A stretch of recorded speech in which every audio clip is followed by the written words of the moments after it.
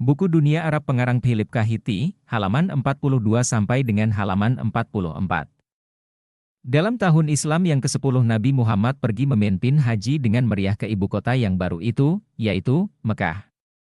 Ternyata kemudian, bahwa kunjungan beliau ini, itulah haji beliau yang terakhir, dan orang menyebut haji tersebut haji pamitan, Hajjat al-Wada. 3 bulan kemudian setelah kembali di Madinah, beliau jatuh sakit dengan tiba-tiba yang kemudian mengakibatkan wafatnya beliau, karena menderita sakit kepala yang amat berat. Beliau wafat pada tanggal 8 Juni 632. Selama masa yang disebut masa Madinah dalam hidup Nabi, disitulah turun surah-surah dalam Quran yang panjang PNJNG dan kaya kata itu.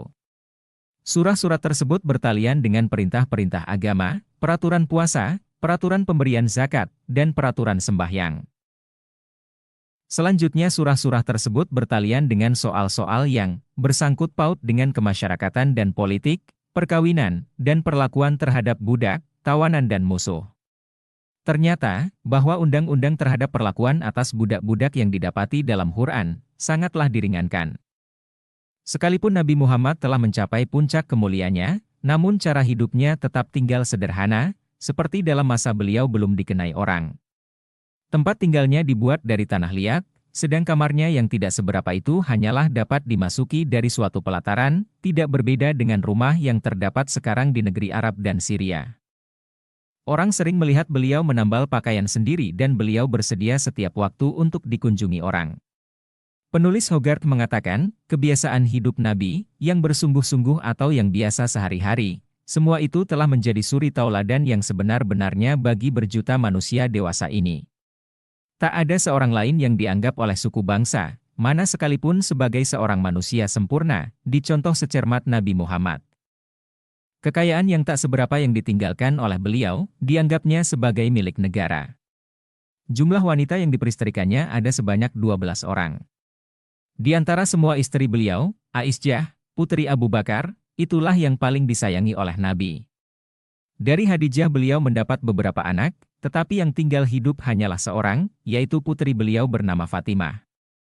Fatimahlah yang kemudian sangat termasyhur sebagai istri dari Ali.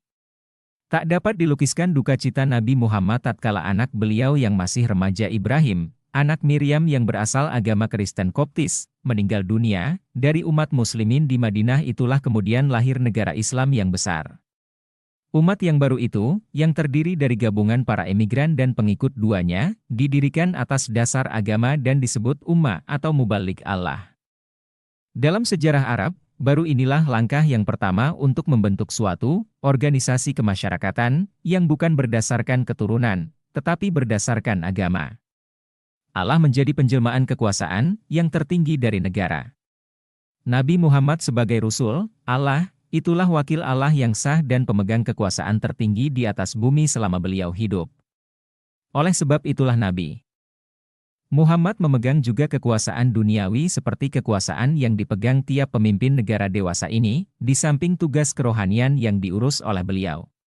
Semua orang yang termasuk dalam ummah itu menjadi orang yang bersaudara pada prinsipnya, dan persaudaraan ini tidaklah memandang keanggotaan suku atau kesetiaan seperti selalu dituntut dahulu. Pada khotbah Nabi yang mulia dan yang diucapkannya tatkala melakukan haji pamitan, beliau berkata, "Hai, kaum lelaki, dengarlah perkataanku dan cantumkanlah dalam hatimu. Ketahuilah olehmu, bahwa tiap muslimin adalah saudara dari muslimin yang lain, dan bahwa kamu semua sekarang tergabung dalam satu ikatan persaudaraan. Oleh sebab, itu tiadalah diizinkan bagi siapapun di antara kamu untuk memperkaya dirinya dengan milik saudaramu yang lain, kecuali kalau saudara itu memberikannya kepadamu dengan rela. Dengan demikian maka dasar persaudaraan Arab yang terkuat, yaitu persaudaraan berdasar pertalian suku, lenyaplah dengan sekaligus dan diganti oleh suatu ikatan baru, yaitu ikatan agama. Terwujudlah untuk negeri Arab semacam Pax Islamica. Umat yang baru itu tidak mengenal kasta pendeta, tidak mempunyai hierarki dan tidak mempunyai kedudukan pusat. Masjidnya lah yang merupakan minbar umum dan tempat melatih prajurit-prajurit dan itu jugalah tempat ibadat bersama. Pemimpin sembahyang, yaitu iman, adalah juga panglima tertinggi angkatan perang Islam, yang diharuskan melindungi sesama muslimin terhadap dunia luar seluruhnya. Semua orang Arab yang masih tinggal kafir tidak termasuk dalam daerah hukum ini, Atau lebih tepat kalau mereka dikatakan orang yang tidak lagi dilindungi oleh hukum. Islam merombak kebiasaan-kebiasaan lama dengan serentak, anggur dan penjudian di samping perempuan, yang dua itulah yang paling menarik hati orang Arab, dilarang dengan satu kalimat pendek saja. Menyanyi, juga hampir serupa penariknya bagi mereka, hampir-hampir tidak boleh lagi dilakukan. Dari Madinahlah teokrasi Islam mengembangkan diri ke seluruh negeri Arab, dan kemudian hari termasuk juga ke dalamnya sebahagian besar daerah Asia Barat dan Afrika Utara. Umat Islam di Madinah dapat diambil sebagai contoh yang kecil dari umat Islam seluruhnya. Selama hidupnya yang fana dan pendek, hanya selama itulah Nabi Muhammad dengan alat-alat yang sederhana sudah berhasil menjelmakan suatu bangsa, nation. Yang sebelum itu belum pernah bersatu dan nama negerinya hanyalah suatu nama pertanda ilmu bumi saja.